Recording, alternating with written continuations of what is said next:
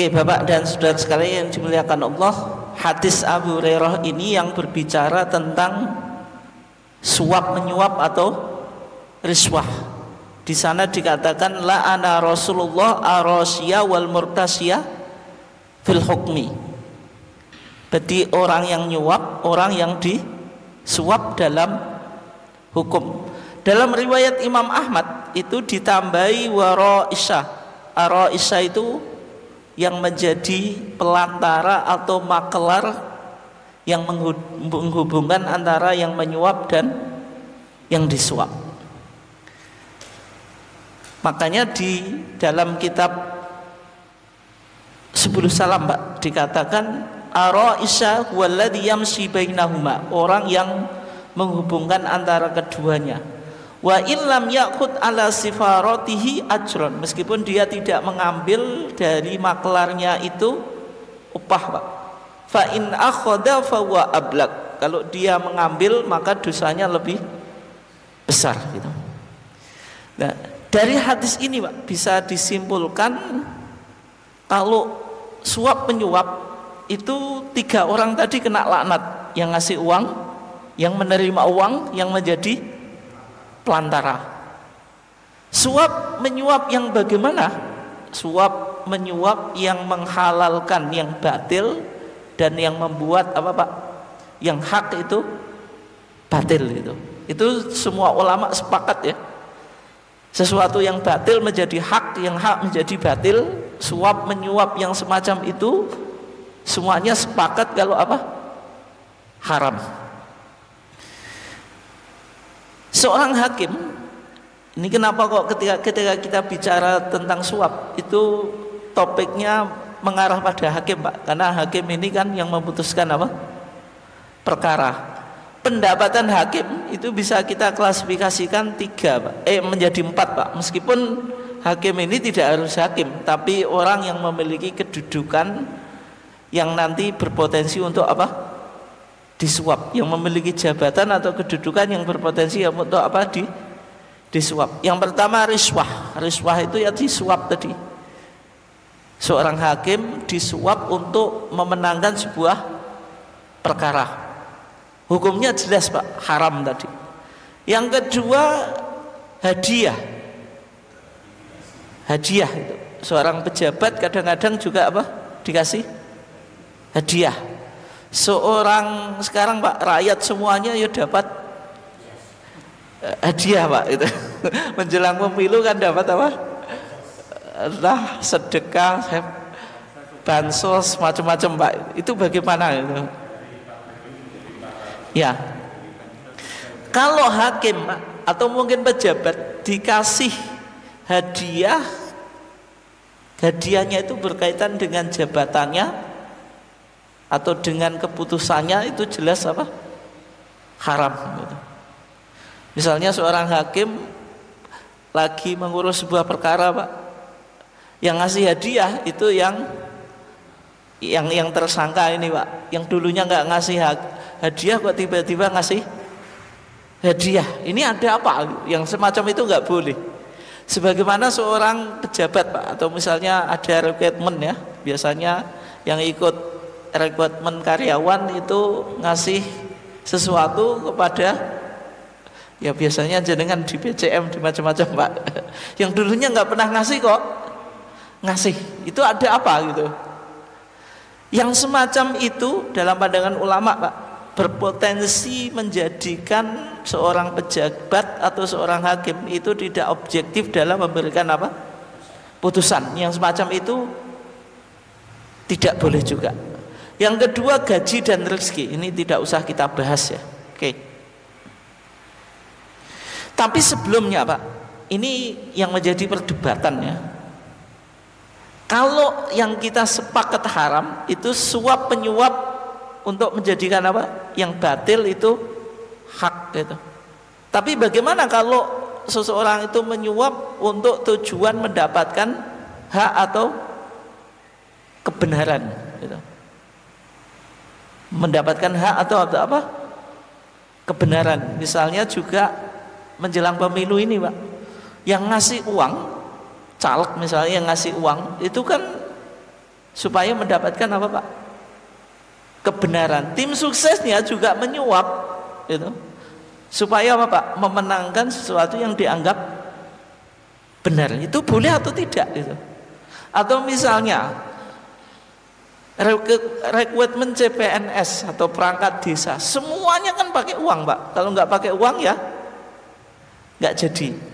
Kalau tidak kita pakai uang kemudian nggak jadi, kita akan menuntut hak kita Pak. Semacam itu boleh atau tidak? Bisa dipahami atau enggak? Bisa ya?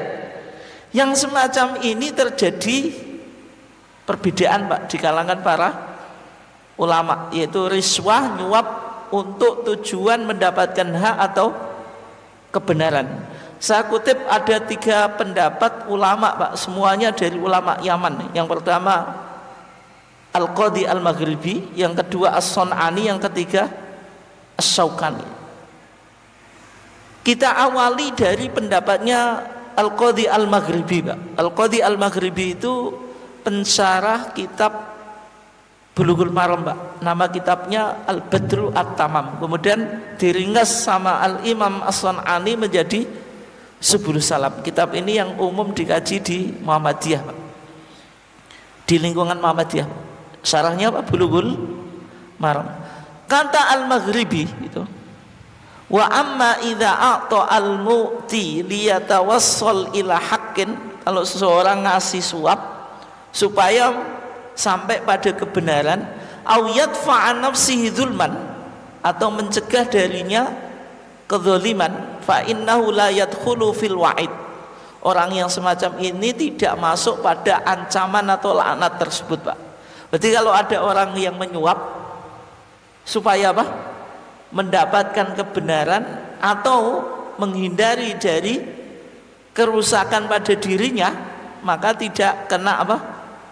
Ancaman. Dalilnya apa? Dalilnya yaitu Ibnu Mas'ud Pak. Ibnu Mas'ud itu untuk mendapatkan tanah di negeri Habasyah itu pernah memberikan 1 dinar. Ini kan bentuk suap Pak, tapi dilakukan oleh Ibnu apa? Mas'ud, sehingga disimpulkan orang menyuap untuk mendapatkan haknya itu diperbolehkan. Pandangannya siapa? Al-Maghribi. Tapi pandangan tersebut Pak dibantah oleh Al-Imam As-Syaukani Pak. Dibantah oleh Imam As-Syaukani. Bantahnya bagaimana? Bantahnya bahwasanya kebolehan menyuap untuk mendapatkan hak itu butuh dalil yang mengecualikan Pak. Artinya tadi la'ana Rasulullah SAW ar-rasiyah wal murtasiyah fil hukmi, dalil ini kan umum Pak, bahwasanya menyuap itu hukumnya apa? Haram. Untuk mengecualikan apa? Menyuap dengan tujuan mendapatkan kebenaran atau hak ini menjadi halal, butuh dalil yang mengecualikan. Dan dalam pandangan Imam As-Syaukani, semacam ini tidak ditemukan dalil khusus yang mengecualikan. Sehingga kalau tidak ditemukan dalil yang mentaksis mengecualikan, ya tetap apa? Haram. Bisa dipahami atau enggak? Bisa ya? Nah, sehingga kalau orang melakukan suap untuk mendapatkan haknya, itu ada 2 pandangan Pak. Yang pertama bilang halal, yang kedua apa? Haram. Yang halal contohnya apa? Pandangannya Al-Qadhi Al-Maghribi tadi, sebagaimana dilakukan oleh Ibnu Mas'ud. Yang bilang haram sebagaimana pandangannya Imam Syaukani tadi. Dalil keharamannya itu umum untuk mengecualikan suap demi mendapatkan kebenaran itu halal, maka harus dibutuhkan dalil yang apa? Yang mengecualikan, dan tidak ditemukan dalil yang mengecualikan. Bisa dipahami atau enggak? Ada 2 pandangan Pak ya. Dan sekarang kalau kita lihat fatwa tarjih itu lebih membolehkan atau tidak Pak? Kalau kita lihat ya, yang pertama di TJA jilid 3 Pak, halaman 213. Di sana dikatakan uang pelicin atau suap penyuap itu hukumnya haram Pak. hukumnya apa? Haram. Meskipun orang itu punya hak, Pak. Meskipun orang itu punya hak. Kalau kita baca ya, ini contohnya, Pak. Seorang ikut rekrutmen kepegawaian, misalnya CPNS, Pak. Sudah ikut tes, Pak, dinyatakan lolos. Tapi untuk mendapatkan SK itu kan nunggu, Pak. Biasanya yang dilakukan apa kalau nunggunya lama? Sudah bayar biar SK-nya cepat turun. Semacam itu, kalau ini fatwa tarjih, Pak, itu tetap dihukumi haram, Pak. Kenapa? Padahal itu kan haknya, Pak. Sebenarnya kan dia kan sudah dinyatakan lulus, cuma nunggu SK kok suwemen, Pak. Nah, di tarjih itu dihukumi haram. Ini kita lihat, ini fatwa tarjih yang pertama, Pak. Yang kedua, itu suap saat pilkades, Pak. Ini tidak hanya pilkades ya, termasuk pil-pilan yang lain, Pak, ya. Nah, di sini pertanyaannya, umumnya kalau pilkades itu kan setiap calon melakukan manuver, Pak, memberikan bingkisan, bansos dan sebagainya tadi dengan berbagai macam bentuknya. Kemudian menjelang pemilihan ya jelas disangoni, Pak, itu. Nah, yang si penanya ini tanya, Pak, hukum uang yang didapatkan dalam pilkades itu halal atau haram?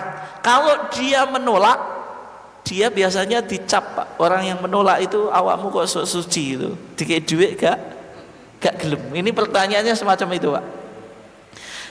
Di jawaban majelis tarjih, Pak, dijelaskan kalau di majelis tarjih itu sudah ada fikih anti korupsi yang berbicara tentang korupsi dengan berbagai macam bentuknya.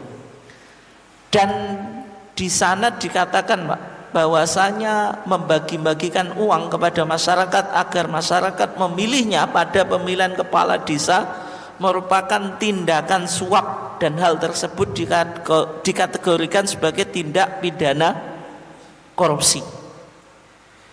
Dan sehingga dari pengertian riswah itu kan memberikan sesuatu untuk mendapatkan sesuatu, Pak. Termasuk tiba-tiba kok dapat bansos, padahal sebelum ada Pak, ada pil-pilan itu tidak ada bansos, kecuali kalau orang itu sejak dulu ngasih bansos, berarti tidak ada motif. Tapi kalau memberikan sesuatu menjelang pemilihan, Pak, itu jelas ada motif. Yang semacam itu dikategorikan riswah, itu dikategorikan riswah. Sebagaimana tadi kita dilarang memberikan hakim hadiah ketika terjadi sebuah kasus, kecuali kalau dulu sudah biasa ngasih hadiah kepada hakim, Pak, ya. Kemudian disebutkan di undang-undang kita, Pak, Undang-Undang nomor 11 tahun 1980 ya, baik yang menyuap maupun yang disuap itu kena pidana, Pak. Ini ancamannya. Ancaman hukumannya 5 tahun, kemudian dendanya 15 juta rupiah itu.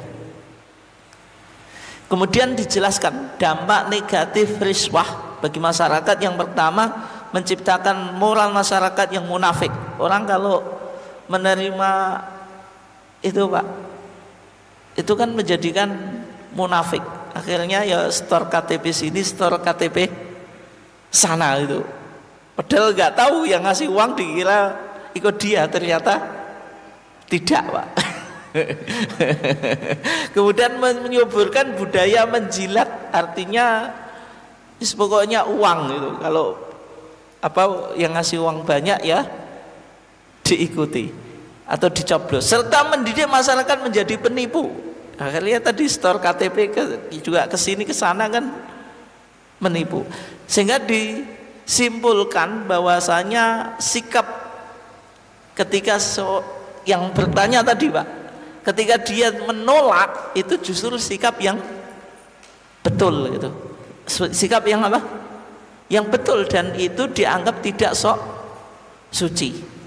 Berikutnya, Pak, Itu tadi kan fatwa. Kalau di fikih anti korupsi, perspektif ulama Muhammadiyah, Majelis Tarjih dan Tajdid pimpinan pusat Muhammadiyah, dari dua pandangan ulama tadi Pak, ada yang membolehkan, ada yang tidak. Ketika suaf itu ingin mendapatkan apa? Haknya. Ternyata Muhammadiyah Pak lebih cenderung kepada pendapatnya Imam Asy-Syaukani. Imam Asy-Syaukani mengatakan ketika mengkritik Al-Imam Al-Maghribi Pak, yang membolehkan menyuap untuk kebenaran itu sebagai kebobrokan moral yang sangat luar biasa atau fi ghayati as-sukut Pak. Dan Imam Asy-Syaukani itu mengkritik Al-Maghribi itu qadhi Pak, hakim.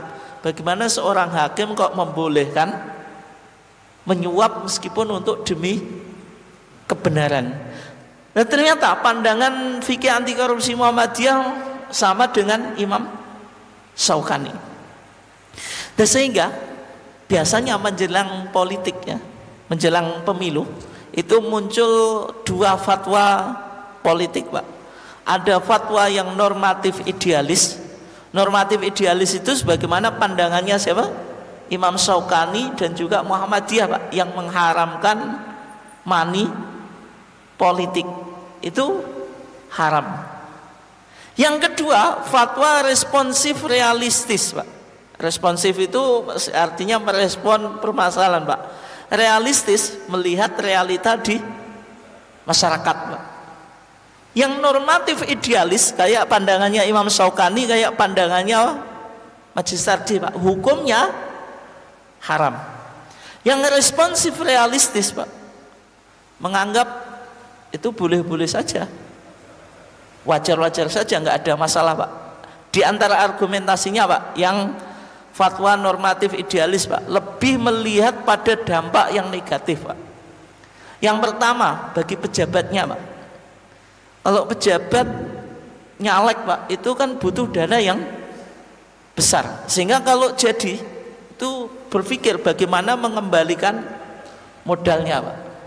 Ketika berpikir mengembalikan modalnya Pak, ya di antara jalan yang ditempuh yang melakukan korupsi. Yang kedua, korbannya rakyat Pak. Dia sudah tidak memikirkan tugasnya. Pokoknya rakyat nggak penting, yang penting dia mati-matian bagaimana mengembalikan modal dulu Pak. Sehingga pejabatnya baik atau enggak? Enggak jelek Pak. Yang kedua, rakyat menjadikan orang yang munafik Pak, karena tadi ikut sana ikut sini padahal nggak jelas Pak, dia sebenarnya ikut yang mana gitu, karena demi uang. Budaya penjilat dan penipu sebagaimana yang kita sudah sampaikan tadi, sebagaimana pandangan fatwa tarjih. Ini kalau fatwa politiknya sifatnya apa? Normatif idealis Pak. Normatif itu melihat sesuatu yang benar tidak boleh diperjuangkan dengan cara yang salah, dan juga dampak negatif dari suap tadi Pak, baik untuk pejabat maupun rakyatnya. Bisa dipahami ya? Oke. Berikutnya, fatwa yang realistis dan responsif Pak, maksudnya melihat realita di masyarakat tadi. Lebih melihatnya suap semacam ini, money politik semacam ini hukumnya boleh-boleh saja Pak, dan itu membawa dampak yang positif bagi pejabatnya, bisa mendapatkan kursi kekuasaan itu. Yang kedua, melihat fakta di lapangan Pak, misalnya partai yang tidak Islami itu justru yang menang, orang yang nggak soleh Pak. Kalau kita nggak pakai uang itu yang menang, yang rugi siapa? Kita akhirnya DPR itu diduduki oleh orang-orang yang tidak soleh Pak. Itu alasannya semacam itu ya. Oke, itu melihat pada dampak positif yang didapatkan oleh pejabat atau calegnya Pak. Yang kedua, bagi rakyatnya Pak, rakyat berpartisipasi, dan ini dianggap sebagai apa Pak? Jihad. Kadang-kadang ya dimodali Pak, maksudnya dimodali kita urunan uang untuk ngasih orang yang tidak mendukung calon yang kita perjuangkan Pak. Ini kan bentuk apa? jihad. Yang kedua amar ma'ruf nahi mungkar, Pak. Amar ma'ruf ya. Tadi kita berusaha menempatkan orang yang baik di posisi yang baik, berarti kan bentuk amar ma'ruf itu. Jadi melihatnya pada apa? Dampak positifnya, Pak. Nah, dari dua hal ini, Pak, karena kajian kita cukup pendek ya, saya nggak bisa menjelaskan secara detail, terburu dengan waktu. Kira-kira pandangannya semacam itu, Pak. Saya tidak menyimpulkan, berarti ada dua pandangan yang berkembang. Tapi yang jelas kalau pandangan majelis tarjih, karena lembaga resmi fatwa, Pak, tidak mungkin memberikan fatwa yang berlawanan dengan undang-undang. Keliru kalau majelis tarjih memberikan fatwa yang sifatnya tadi saya istilahkan fatwa realistis responsif. Pasti fatwanya majelis tarjih apa? Normatif idealis. Tidak mungkin lembaga fatwa secara resmi mengeluarkan fatwa bertentangan dengan undang-undang. Artinya sebenarnya demokrasi kita secara undang-undang sudah betul, Pak, tapi dalam implementasinya di lapangan yang kadang-kadang nggak jelas, Pak. Artinya money politik jelas haram sesuai undang-undang kita, tapi di lapangan tidak ada sistem pemilihan demokrasi yang tanpa ada money politik. Sehingga ini perjuangan kita ke depan, Pak. Yang jelas yang penting kita bagaimana bisa menyikapinya gitu. Itu saja ya. Mungkin sekian, ada yang ditanyakan atau enggak? Nggih, monggo Pak. Nggih, monggo. Nggih. Waalaikumsalam warahmatullahi wabarakatuh.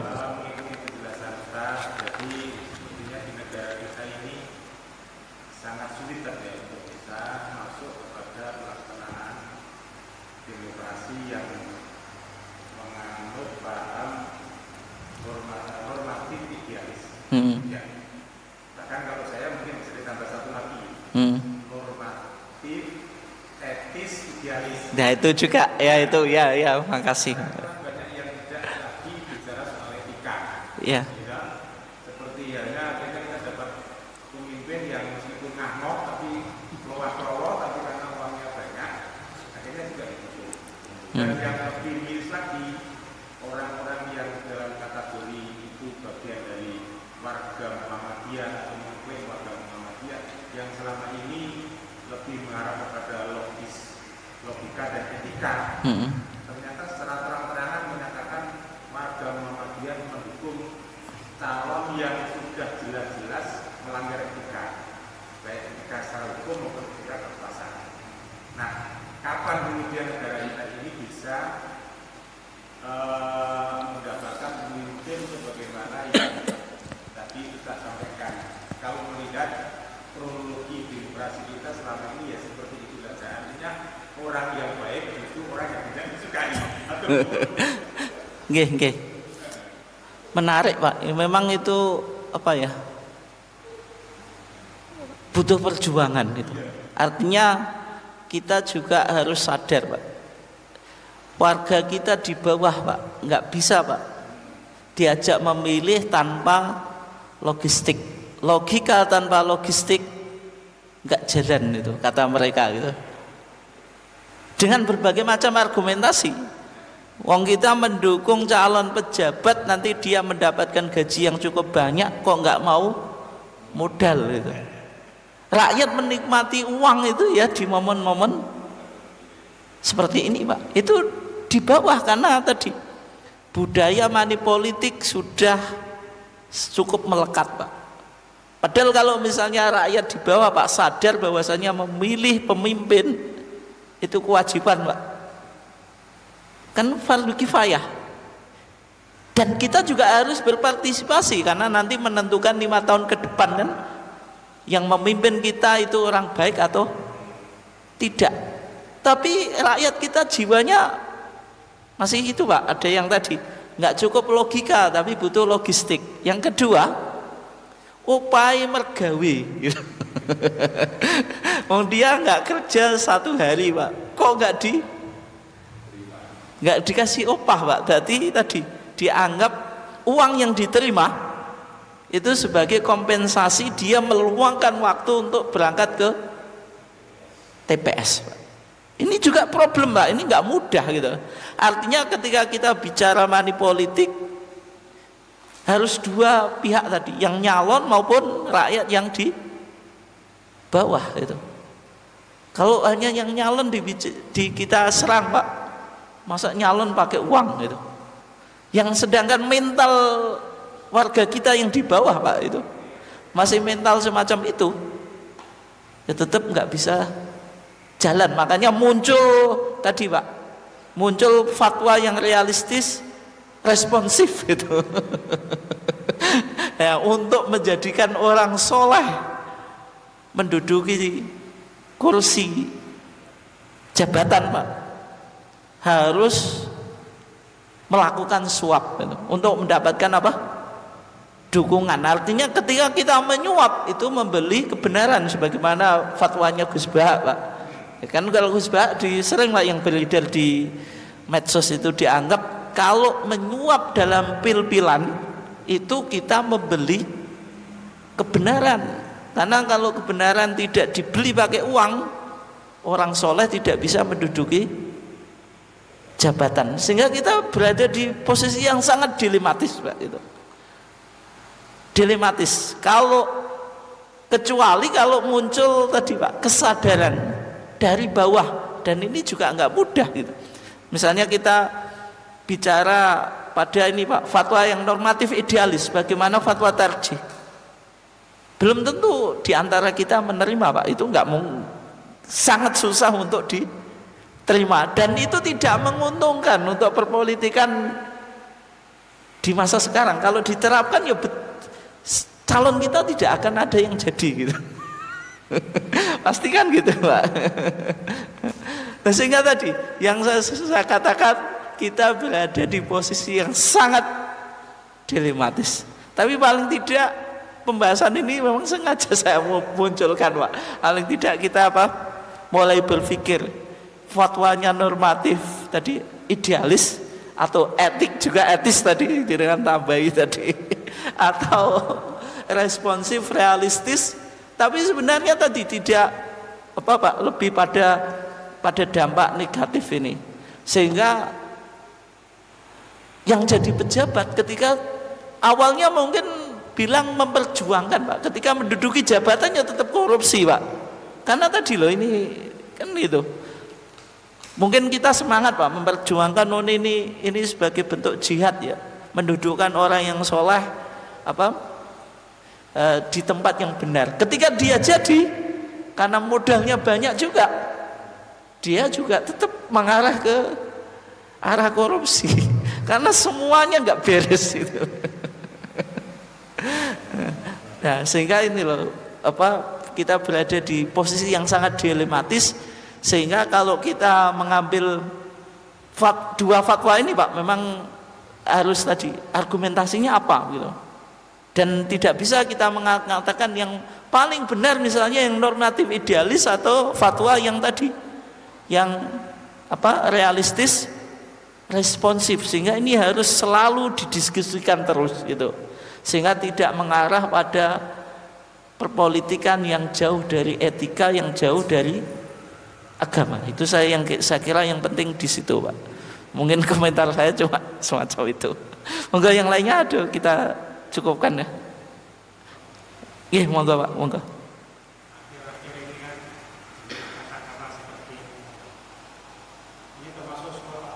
Apa, Pak? Apa? Kata-kata di masyarakat ini seperti ini.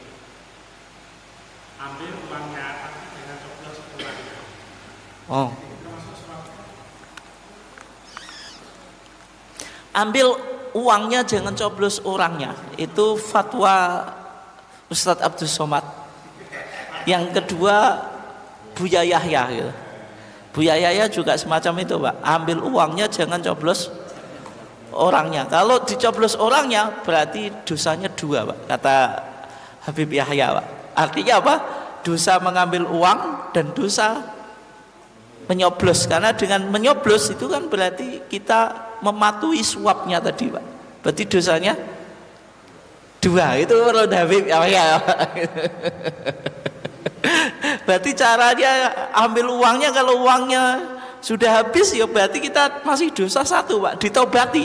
Jangan diulangi kesalahannya dengan apa? Ngambil orangnya, nyoblos orangnya. Tapi kalau saya Pak, pandangan saya gitu. Pandangan saya semacam ini kalau kita betul terpaksa menerima, lebih baik tidak usah dimakan untuk diri kita, salurkan ke lembaga sosial, salurkan ke masjid, pokoknya yang sifatnya kepentingan umum. Masa uang 50.000 100 terus kita makan Pak, itu paling tidak subhat. Itu subhat itu enggak jelas. Kalau kita misalnya saya tidak mengambil fatwa yang apa Pak, yang normatif idealis atau realistis responsif, paling ya subhat, artinya enggak jelas gitu. Ya sesuatu yang enggak jelas kan lebih baik kita hindari daripada dimakan diri sendiri, salurkanlah ke kepentingan umum itu. Kalau saya menyikapi semacam itu Pak. Tapi saya sering Pak, saya sampaikan dengan masyarakat bawah, rata-rata masyarakat kita enggak menerima Pak. Wong oleh sangu yo digawe apa tuku lombok kok dimasukkan ke masjid. Justru mereka mengharap karena memang budayanya sudah terlanjur rusak tadi, berpolitik sudah jauh dari etika tadi, sehingga yang terjadi di masyarakat bawah ya justru menanti-nanti Pak gitu. Menanti-nanti, dan ketika dapat uang kok dinao masjid dibuat kepentingan umum ya dimakan sendiri dan menganggap inilah kesempatan rakyat menikmati pesta demokrasi Pak. Mungkin itu Pak ya jawabannya. Kita tutup intinya Pak, intinya paling tidak, memang saya tidak menyimpulkan Pak, jenengan tahu ya, paling tidak ada dua fatwa tentang money politik itu, dua fatwa yang kontras Pak. Yang pertama normatif idealis dan etis juga tadi, melihat pada apa? Dampak negatifnya. Dengan bolehnya money politik melahirkan pejabat yang ingin mengembalikan modal ketika tadi Pak nyalek, yang terjadi korupsi dan tidak peduli pada rakyat. Yang kedua melahirkan budaya masyarakat yang munafik, penjilat, penipu Pak. Itu kalau fatwanya tadi apa? Normatif idealis. Dan fatwa normatif idealis untuk konteks sekarang ya belum tentu bisa diaplikasikan Pak. Jenengan berpegang pada ini, yang jenengan dukung pasti nggak jadi Pak, pasti nggak jadi. Artinya apa? Masyarakatnya belum siap. Yang kedua fatwanya tadi realistis responsif Pak, realistis melihat pada realita masyarakat tadi, karena sudah namanya money politik mendarah daging, orang sudah menunggu-nunggu Pak. Kalau perlu tadi store KTP tidak hanya satu calon ya, calonnya lainnya juga semuanya distorkan Pak KTP-nya gitu. Itu.